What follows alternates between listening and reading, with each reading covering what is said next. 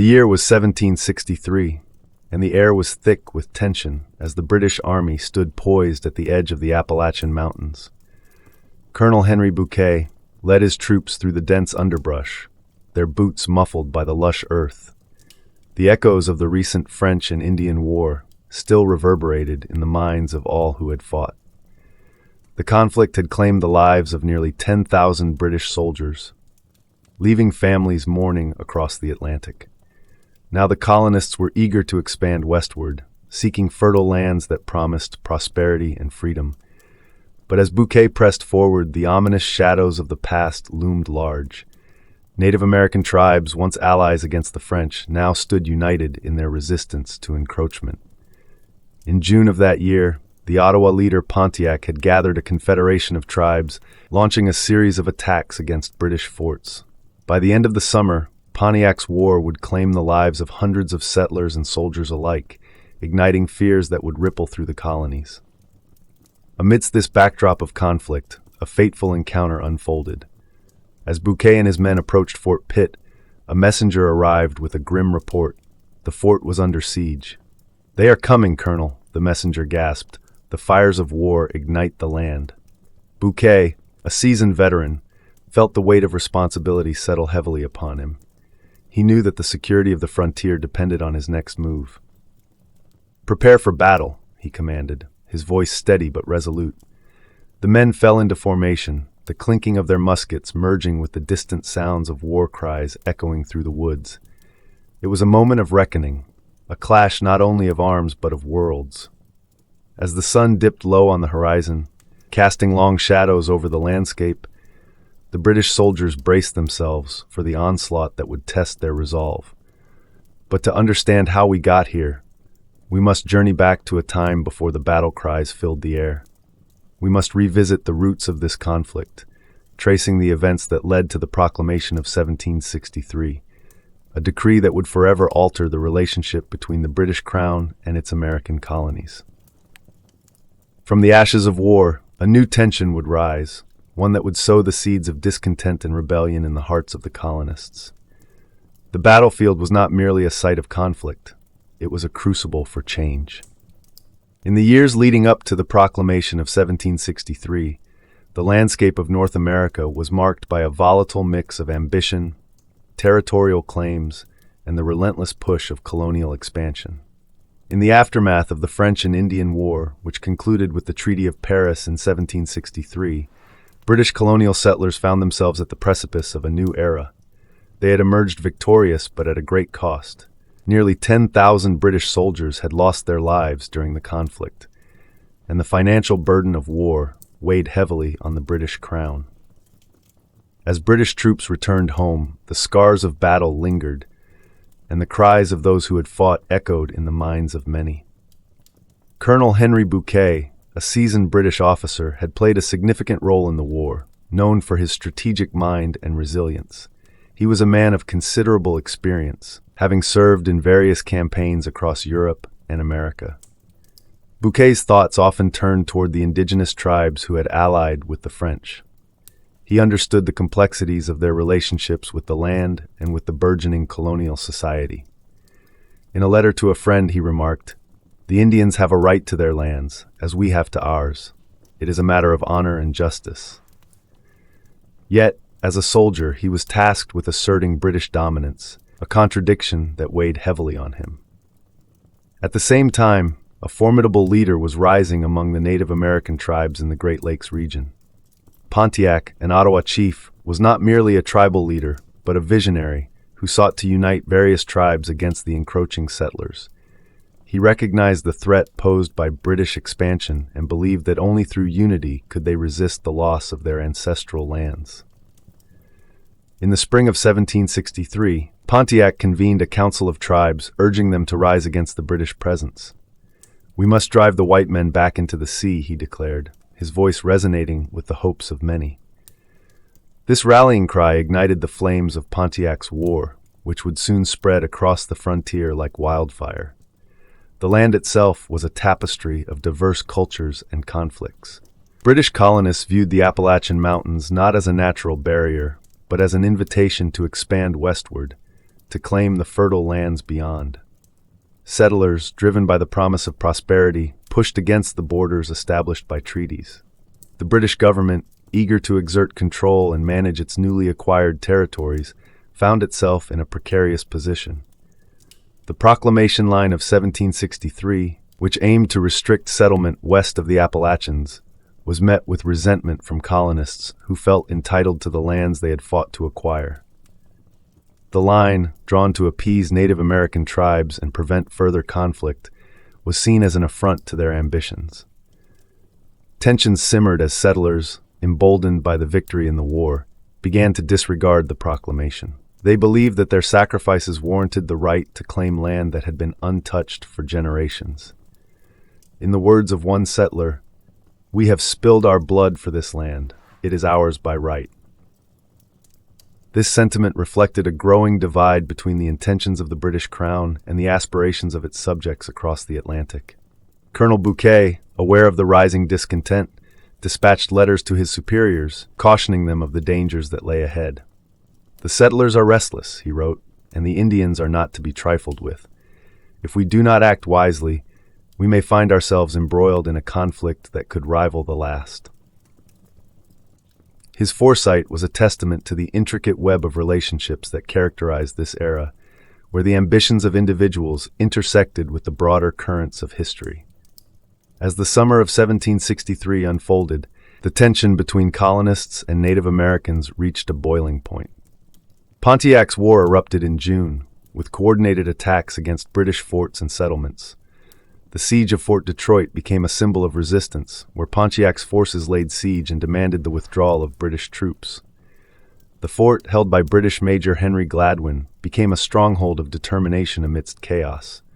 Gladwin reported, "The enemy is resolute and our supplies dwindle. We must hold out until reinforcements arrive." The stakes were high, and the outcome uncertain. The Proclamation of 1763, issued in October of that year, sought to quell the unrest by formally establishing the boundaries of colonial expansion. The British government aimed to maintain order and protect native lands, but it inadvertently ignited further resentment among colonists who felt their rights were being trampled. The proclamation, intended as a measure of control, was perceived as an infringement upon the liberties and ambitions that had come to define colonial identity. In the months that followed, the effects of the proclamation rippled through the colonies. Newspapers in Boston and Philadelphia carried heated debates about the legitimacy of British authority over colonial affairs. The call for rights and representation began to echo more loudly, laying the groundwork for a discontent that would soon manifest in more profound ways. As tensions grew, colonists like Samuel Adams began to articulate the notion of liberty and self-governance, sowing the seeds of revolution. The landscape of North America was changing, and the lives of its inhabitants were intertwined in ways that would soon lead to tumultuous conflict. The Proclamation of 1763, intended to bring peace, instead marked the beginning of a struggle for identity, autonomy, and the right to the land they called home. As the echoes of Pontiac's War reverberated through the colonies, the stage was set for a clash that would reshape the future of a nation. In the shadows of these unfolding events, a single tree stood on the edge of the Appalachian Mountains, its gnarled roots clutching the earth, an enduring witness to the tumultuous history that was about to unfold. In October 1763, the British government faced the daunting task of consolidating its recently acquired territories in North America. The Treaty of Paris had officially concluded the French and Indian War, transferring control of vast lands from France to Great Britain. Yet, the triumph of empire was shadowed by unrest. As settlers poured into the lands west of the Appalachian Mountains, the delicate balance between colonists and the Native American tribes began to unravel. Tensions simmered, and the specter of conflict loomed over the vast wilderness. Colonel Henry Bouquet, a seasoned officer who had played a significant role in the French and Indian War, was acutely aware of the precarious situation. In November 1763, he wrote to the British authorities, detailing the growing unrest among the native tribes. Particularly under the leadership of Pontiac, an Ottawa chief whose charisma and determination united disparate tribes against encroaching settlers. Bouquet noted the threat posed by Pontiac's War, which erupted in spring 1763 as tribes sought to reclaim lands they had inhabited long before British settlers arrived. His words were a stark warning. The Indians are determined to make a stand, and unless we can bring them to terms, we shall lose all that we have gained. The Proclamation of 1763, issued on October 7th, was intended as a remedy to this burgeoning crisis. It prohibited settlers from moving west of the Appalachian Mountains, aiming to create a buffer zone between colonists and Native Americans. This policy was rooted in both a desire for peace and a pragmatic understanding of the military limitations faced by Britain. The British government sought to avoid further costly conflicts, having already lost nearly 10,000 soldiers during the recent war.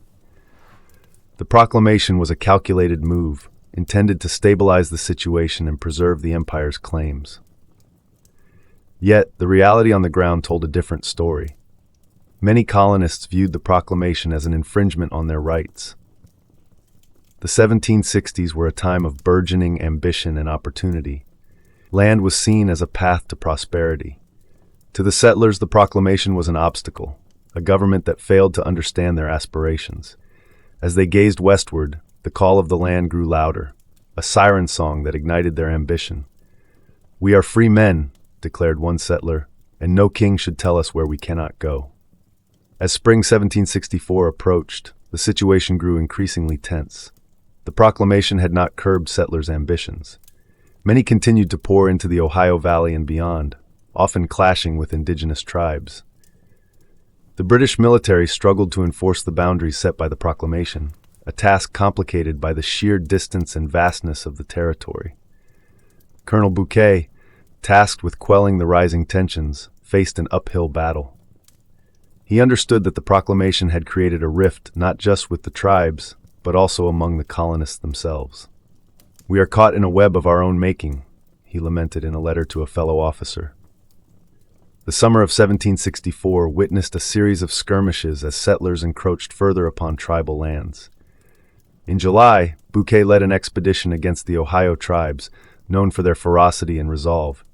His approach was measured, seeking to negotiate peace rather than provoke further conflict.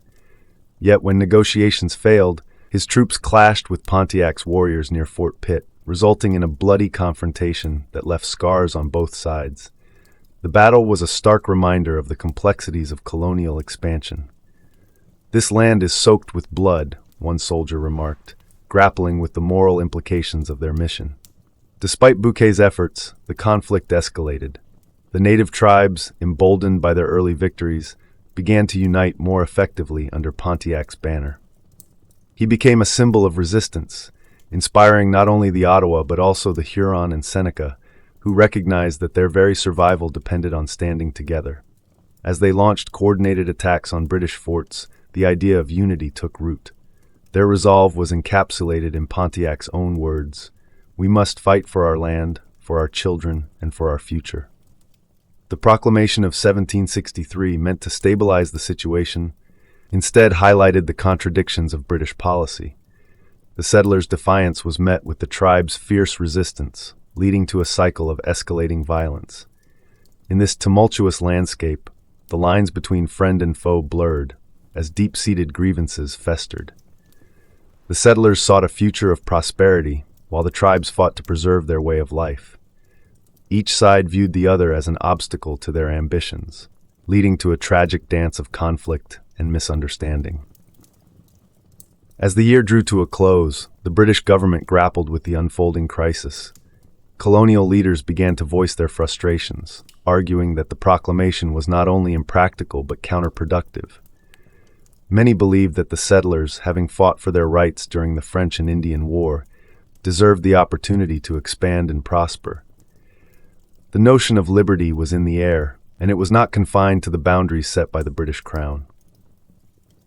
This burgeoning sentiment would soon intertwine with broader ideas of self-governance and independence, echoing the very foundations upon which the colonies had been built. The Proclamation of 1763, while intended to quell unrest, instead served as a catalyst for the rising tensions that would eventually culminate in a larger conflict. In the hearts of those living through these tumultuous times, a sense of destiny began to emerge. The settlers, driven by ambition and a desire for land, and the tribes, united in resistance, were locked in a struggle that would shape the future of North America. This was not merely a battle for land, it was a clash of ideals, aspirations, and identities in a world rapidly changing around them. As the cold winds of winter swept across the Appalachian Mountains, a new chapter loomed on the horizon, one marked by the relentless pursuit of dreams and the fierce defense of existence. In the quiet of that winter, the thoughts of those caught in the tides of history echoed through the wilderness, a foreboding whisper of the conflict yet to come. In the late summer of 1763, tension crackled in the air across the Appalachian Mountains, a region teeming with settler ambition and indigenous resistance. In June of that year, Pontiac, the Ottawa chief, had sparked a revolt that would come to be known as Pontiac's War. This conflict arose from the culmination of years of frustration and resentment among Native American tribes toward British encroachment on their lands. Pontiac's forces, comprising various tribes, had begun to systematically assault British forts and settlements, reflecting a desperation to reclaim their territory. On August 2, 1763, the British garrison at Fort Detroit found itself besieged by Pontiac's forces. The fort, a critical stronghold, housed around 100 soldiers and their families, all waiting anxiously for relief from the British military. Pontiac's strategy was cunning.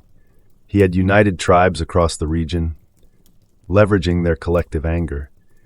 It was a moment that would turn the tide of not just a conflict, but the very relationship between colonists and indigenous peoples. As the siege stretched on, it became clear that the British were unprepared for the ferocity of the resistance they faced. Colonel Henry Bouquet, stationed at Fort Pitt, received urgent reports about the situation at Fort Detroit. The sense of urgency was palpable. He understood that if the British were to maintain any semblance of control, they needed to respond decisively. On August 22nd, Bouquet wrote to his superiors, emphasizing the dire need for reinforcements. The savages are in great force, and I fear if we do not act quickly, we will lose all we have gained. His words reflected a growing unease that the British Empire was on the precipice of losing its foothold in North America. Yet, the British government remained slow to respond. The Treaty of Paris, signed earlier that year, had formally ended the French and Indian War, transferring vast territories from France to Britain. Yet the implications of this transfer were far from settled. Settlers, emboldened by the promise of land and opportunity, began to push into the Ohio Valley, disregarding the limitations imposed by the Proclamation of 1763, which had specifically reserved these lands for Native Americans. The irony was not lost on Pontiac and his allies. The British had waged a war for control, only to find themselves facing a united front of indigenous resistance. The growing conflict culminated in a series of harrowing battles. In July, British troops suffered a crushing defeat at the hands of Pontiac's forces near the site of Fort Sandusky. The clash resulted in nearly 200 British casualties, a devastating blow that sent shockwaves through the colonial settlements. One soldier, Private John Parker, wrote home about the chaos. "It was a slaughter. We were caught unprepared, and many brave men fell that day." As the summer wore on, the violence escalated. Settlers, frustrated by the British government's inability to protect them, began to take matters into their own hands. Vigilante groups formed, seeking revenge against indigenous tribes, often indiscriminately. In one notable instance, a group of settlers attacked a peaceful village near the Great Lakes, believing it to be harboring Pontiac's warriors. The aftermath was grim. Eyewitness accounts documented the loss of life on both sides, with reports stating that over 100 indigenous people were killed, many of whom had no part in the ongoing conflict. The cycle of violence deepened, sowing seeds of resentment that would last generations. On October 7, 1763, the proclamation itself was issued by King George III, aimed at quelling the unrest. It forbade settlement west of the Appalachian Mountains, a move intended to stabilize relations with native tribes. Yet, for many colonists, this was seen as an affront to their rights and aspirations. The Proclamation's failure to protect them during the escalating conflict only heightened their anger. Colonel Bouquet, observing the situation, remarked, "The Crown's commands are futile here. The settlers will not be restrained." The human cost of this crisis was staggering. By the autumn of 1763, estimates suggest that nearly 1,500 people had died as a result of Pontiac's war, including both British soldiers and Indigenous warriors. The violence had not only claimed lives but fractured communities, deepening the mistrust that would characterize relations for years to come. As the leaves began to turn, painting the landscape in hues of gold and crimson, the reality of conflict settled heavily over the region. In a critical meeting at Fort Pitt, Bouquet convened with influential leaders, including the chief of the Delawares, who sought a path to peace. The discussions were tense. Leaders on both sides were wary, each side grappling with the scars of violence. On October 23rd, Bouquet wrote in his journal, "Peace is a fragile thing, easily shattered by the weight of anger and bloodshed." His words captured the precariousness of the moment, where any misstep could plunge them back into a cycle of vengeance and destruction. As winter approached, the crisis appeared far from resolution. The proclamation issued in October had failed to quell the unrest. Instead, it had emboldened many settlers to disregard the law entirely, leading them to encroach further into indigenous lands. The British military, stretched thin and ill-prepared, faced the daunting task of restoring order amidst growing chaos. The specter of war loomed larger than ever, and the fragile peace sought by Bouquet and other leaders seemed increasingly elusive. Thus, the moment marked a profound shift. The Proclamation of 1763, intended as a peacekeeping measure, had inadvertently fueled discontent, setting the stage for a larger conflict between the British Empire and its colonists.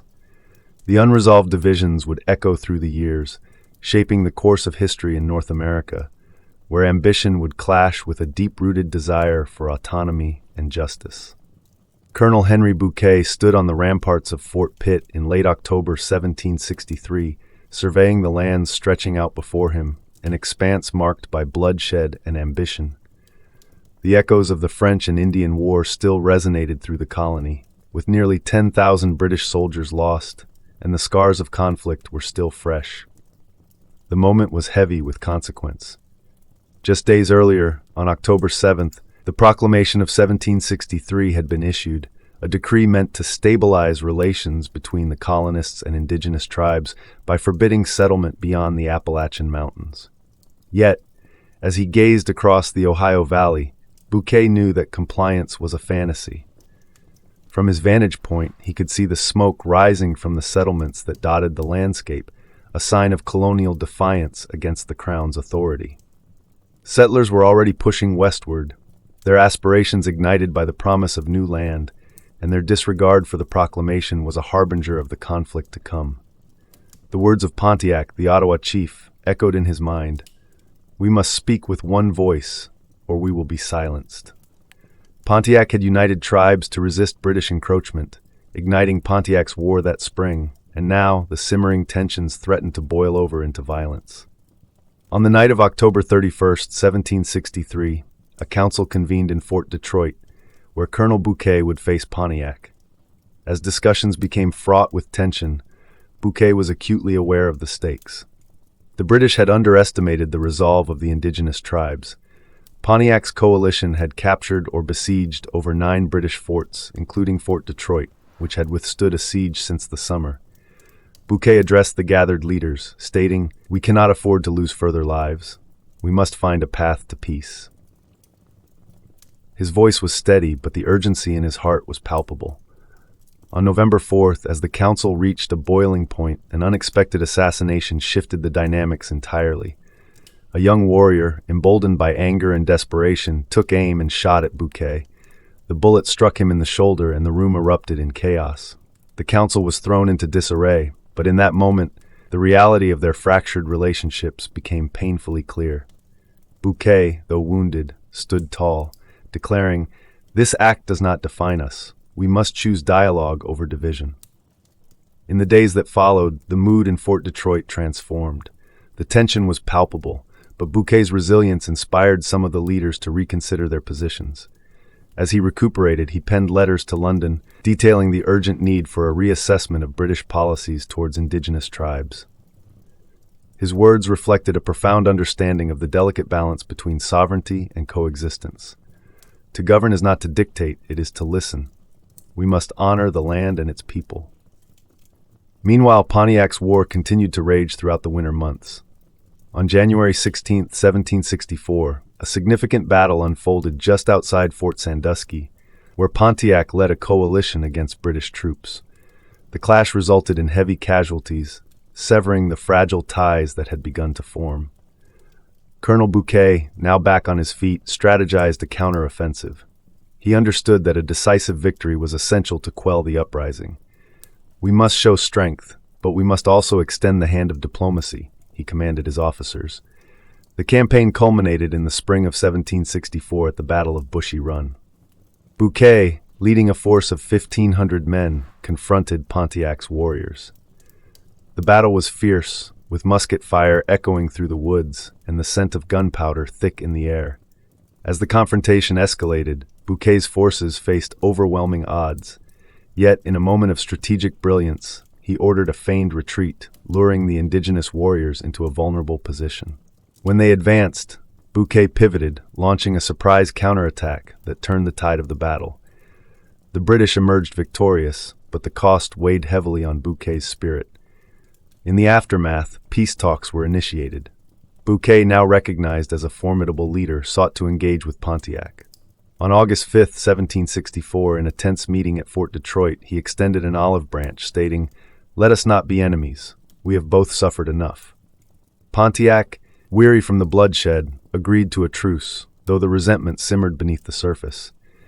The agreement signaled a temporary halt to hostilities, but it did little to resolve the underlying tensions. As the smoke settled and the dust began to clear, the Proclamation of 1763 remained a point of contention. Settlers continued to pour into the Ohio Valley, flouting the boundaries set by the British government. The very decree intended to create peace had instead sown discord, as the colonists viewed it as an infringement on their rights to expand and prosper. Colonel Bouquet, now acutely aware of the complexities of governance, understood that true peace would require more than treaties. It would require a fundamental shift in how both sides viewed their relationship. By late 1764, as autumn leaves began to fall, Bouquet reflected on the tumultuous year. The battles fought and the lives lost weighed heavy on him. Pontiac's words lingered in the air, serving as a reminder of the delicate balance between ambition and coexistence. The land itself was witness to their strife, a tableau of hopes and fears intertwined with the history being forged. The Proclamation of 1763 would echo through the years, its implications reverberating long after the immediate conflicts faded. In the hearts of colonists and indigenous tribes alike, the struggle for territory and identity continued, an enduring testament to the complexities of human endeavor and the relentless march of history. In the wake of the tumultuous events of the fall of 1763, the aftermath began to settle over the land like a heavy fog. The Proclamation of 1763, issued on October 7th, sought to establish boundaries between colonial settlers and indigenous tribes, a measure intended to quell the rising tensions that had erupted into violence. Yet, the reality on the ground soon revealed a stark contrast to the lofty aspirations of the British Crown. Settlers, undeterred by royal mandates, continued to push westward into the rich lands of the Ohio Valley, disregarding the very restrictions meant to protect indigenous territories. Colonel Henry Bouquet, fresh from his victory at the Battle of Bushy Run in August, was left to grapple with the consequences of Pontiac's war. His letters to London reflected the urgency of the moment. "We must take decisive action," he wrote to the Board of Trade on November 4, 1763, "or we risk losing the confidence of our allies and the loyalty of our subjects." The colonists, emboldened by their frustrations with the British government, viewed the proclamation as a challenge to their ambitions. The unyielding spirit of the settlers clashed with the intentions of the Crown, setting the stage for deepening discord. As winter descended, the human toll of the conflict became painfully evident. In the aftermath of Pontiac's war, Estimates suggested that nearly 400 settlers had lost their lives, while indigenous casualties were likely far higher, though exact numbers remain elusive. Fort Pitt, once a proud bastion of British strength, now stood beleaguered. Its walls, scarred by cannon fire, echoed with the memories of the battles fought to protect its gates. The fort itself, a critical supply line for the British, became a refuge for those fleeing the chaos of the frontier. The scars of conflict were not solely physical. Families mourned lost loved ones, their grief woven into the fabric of colonial life.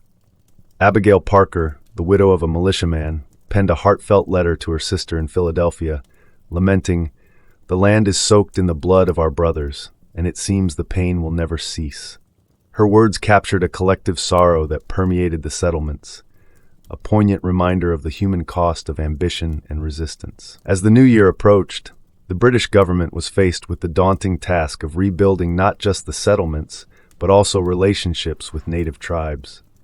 In an effort to stabilize the region, Sir William Johnson, the British Superintendent of Indian Affairs, sought to broker peace. His efforts culminated in a conference held in early 1764, where he invited a diverse group of tribal leaders to Fort Niagara to discuss terms. The atmosphere was tense. Distrust lingered in the air like a storm cloud poised to break. At the conference, Pontiac, the Ottawa chief who had ignited the rebellion, remained a formidable presence. He addressed the gathered leaders, stating, "We seek peace, but we will not submit to tyranny. The land is ours by right, and we will defend it." His impassioned words resonated among many, a reminder that the struggle for autonomy was far from over. The British, aware of the tenuousness of their position, offered concessions, yet the seeds of resentment had already taken root. By the spring of 1764, the landscape began to shift. Settlers, eager to capitalize on the fertile lands beyond the Appalachian Mountains, organized expeditions into the Ohio Valley. The allure of opportunity was irresistible. However, each foray into the wilderness was met with hostility. The unresolved tensions created a cycle of violence, as skirmishes erupted between settlers and native tribes, further deepening the chasm of mistrust.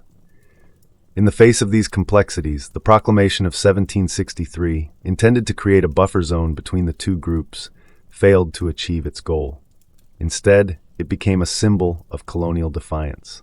The settlers began to forge their own narrative, one that rejected British oversight. "We are not subjects," declared a local leader at a town meeting in Pennsylvania, "but free men who will chart our own destiny." This sentiment echoed across the colonies, laying the groundwork for a burgeoning sense of American identity that would soon challenge the very foundation of British rule. As the summer of 1764 rolled in, the effects of the proclamation and the war began to crystallize into a broader conflict. The British government sought to impose taxes to cover the costs of military protection, igniting further resentment among the colonists. The cries for representation grew louder. The notion that they were being taxed without a voice became a rallying point for many. The discontent simmered, fueled by the memories of loss and the desire for self-determination. In this period of reckoning, the landscape of North America bore witness to the interplay of ambition, conflict, and resilience. The scars of war were evident, but so too was the indomitable spirit of those who lived in its shadow. The world after the Proclamation of 1763 was one of uncertainty, a complex tapestry woven from the threads of multiple cultures and aspirations.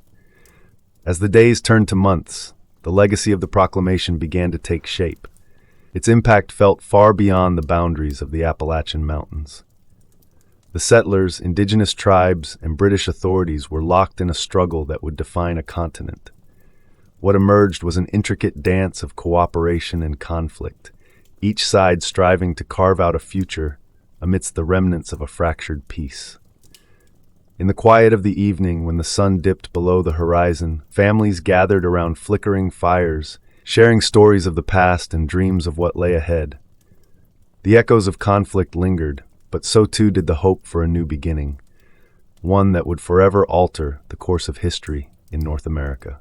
In the years that followed the Proclamation of 1763, the reverberations of the British Crown's attempt to curb westward expansion shaped the very fabric of North American history. Issued on October 7th, the proclamation sought to create a boundary along the Appalachian Mountains, reserving lands west of this line for indigenous peoples. King George III aimed to stabilize relations with Native American tribes after a tumultuous period marked by Pontiac's War, a conflict that began in the spring of that same year, resulting in significant bloodshed and unrest. The loss of nearly 400 settlers and countless indigenous lives only underscored the urgent need for a new policy. Yet the proclamation was met with widespread resistance. Many colonists, driven by a fervent desire for land and opportunity, simply ignored the edict. The desire to expand into the rich, fertile lands of the Ohio Valley was too enticing. A settler named Daniel Boone, a frontiersman who would become a larger-than-life figure, epitomized this push beyond the limits set by the Crown. Boone blazed the wilderness road through the Cumberland Gap, opening up Kentucky for settlement. His journey, beginning in 1769, would ultimately symbolize the spirit of American expansion, even as the proclamation sought to limit it. The tension between the Crown's authority and the settlers' ambitions brewed conflict that was as much ideological as it was territorial. In 1765, the Stamp Act ignited further resentment among colonists, who believed their rights were being trampled upon. No taxation without representation became a rallying cry, echoing the discontent that the proclamation had inadvertently intensified. Colonists viewed themselves as subjects of a distant power, wielding control over their lives without adequate representation in the Parliament. This growing divide was not just about land, it was about identity and autonomy. The Proclamation of 1763, though intended to maintain peace, became a symbol of British overreach. It laid the groundwork for a narrative that would be mythologized in the collective memory of the American populace. Historians have noted how its failure to quell conflict resulted in a series of violent encounters over the subsequent decades. The memory of Pontiac's War, along with the resistance to British control, would be woven into the fabric of the American Revolution. The seeds of independence were sown in the soil of conflict, wrote historian Gordon S. Wood, emphasizing the interconnectedness of these events. By the time of the American Revolution, the proclamation had become a distant memory for many colonists, yet its implications remained potent. As settlers continued to push westward, the clash between indigenous peoples and colonists grew increasingly violent. The Treaty of Fort Stanwix in 1768, which aimed to establish peace by delineating land boundaries, only served to further alienate indigenous tribes. The very lands reserved for them were encroached upon, leading to a cycle of broken treaties and violence that would persist throughout the 19th century. As the years turned into decades, the proclamation was often portrayed in a simplistic light. It was remembered as an obstacle to liberty rather than a complex, multifaceted policy aimed at peace. This distortion became part of a broader narrative that celebrated westward expansion as a divine entitlement, a concept that would later be termed manifest destiny. The implications of this mythologizing were profound. It allowed for the justification of continued dispossession and violence against indigenous communities, as settlers saw themselves as pioneers in a land meant for their cultivation. While the Proclamation of 1763 sought to protect indigenous lands and foster peace, it inadvertently fueled the flames of American ambition. In the years that followed, the relationship between the Crown and the colonies grew increasingly fraught. The tensions culminated in the Revolutionary War, a conflict that forever altered the trajectory of North America. The historical irony is striking. A proclamation intended to maintain order contributed to the very upheaval it sought to prevent. In the aftermath of the war, the newly formed United States continued to grapple with the legacy of the proclamation. The U.S. government adopted policies that increasingly favored expansion at the expense of indigenous rights. The Indian Removal Act of 1830, which forcibly displaced thousands of Native Americans from their ancestral lands, can be traced back to the unfulfilled promises of the proclamation. The narrative of progress often overshadowed the rights and histories of those who had inhabited the land for centuries. Yet the Proclamation of 1763 remains an essential chapter in understanding the complexities of American history. It highlights the ongoing struggle for land, power, and identity that has persisted across generations. The documents and treaties of the time, including the Proclamation itself, serve as reminders of the fragile nature of peace and the consequences of ambition. As contemporary discussions about land rights and reconciliation with Indigenous peoples continue, the Proclamation serves as a historical touchstone. It stands as a testament to the challenges of governance, the conflicts that arise from differing perspectives on land and sovereignty, and the enduring impact of decisions made in distant halls of power. In a letter to his friend, George Washington remarked, "The land is a gift of nature, yet the struggle for that land has often been wrought with strife." In closing, the Proclamation of 1763 is not merely a footnote in history. It is a profound reminder of the complexities of colonial ambition and the consequences of disregarding the voices of those who were already there. The echoes of that moment resonate, urging us to contemplate the legacy left not only for the settlers who pushed westward, but also for the indigenous communities who faced the brunt of that ambition. It is through their stories that we may gain a deeper understanding of the true cost of progress. In the shadows of history, the Proclamation of 1763 stands as a testament to the complexities of human ambition and the intricate web of survival woven through the lives of those who lived in its wake.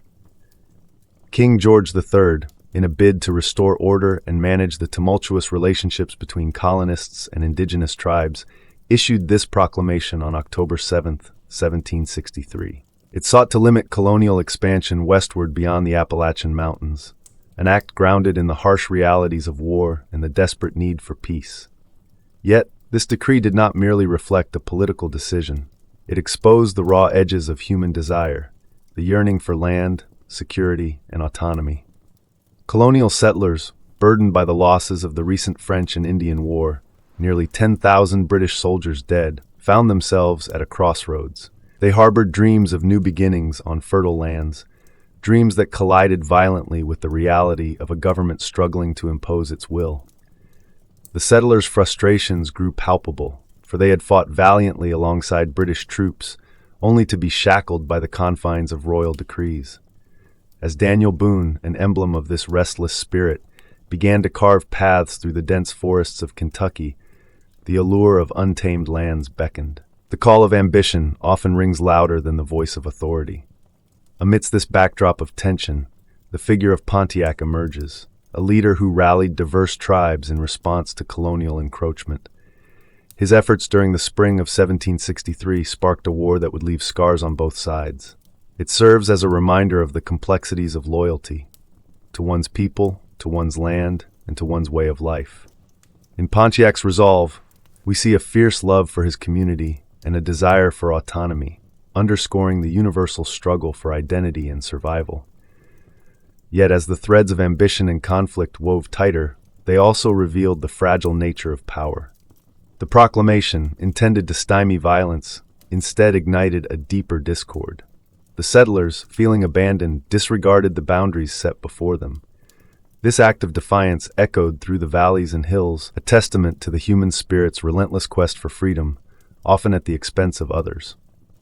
As this chapter closes, it reveals profound truths about human nature, our relentless ambition, the complexities of love for one's land and people, the failures and successes that define our journeys. The resonance of these themes transcends time, inviting reflection on the delicate balance between authority and desire, peace and conflict. And as you drift into sleep, may the echoes of this tale accompany you, reminding you of the enduring human spirit that seeks to forge its path, even through the darkest of nights. Thank you for spending this time with us. If you enjoyed tonight's journey into the past, consider subscribing to Sleeping History Dreams for more long-form historical storytelling each week. Good night, and we'll see you in the next one.